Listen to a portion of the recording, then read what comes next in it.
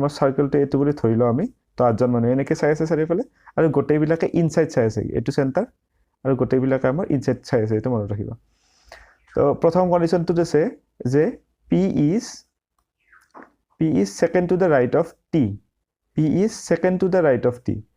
যদি আমাৰ T টো ইয়াতে হয় তেনেহলে সেকেন্ড ৰাইটত P হ'ব গতিকে P is second to the right of T অলপ আগতে আমি আলোচনা কৰিছিলো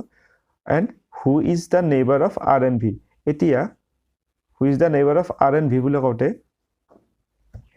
আমি হুটোৱে কাক বুজাইছে হুটোৱে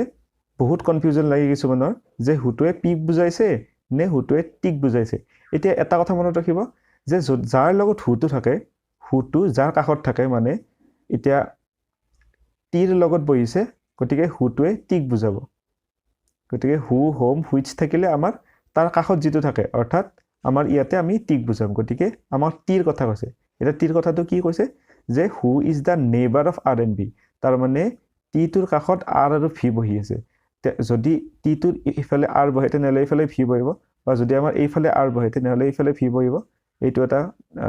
গতিকে আমাৰ ইয়াতে কি হল টি আৰু পি টো আমি দুটা ফিক্স পালো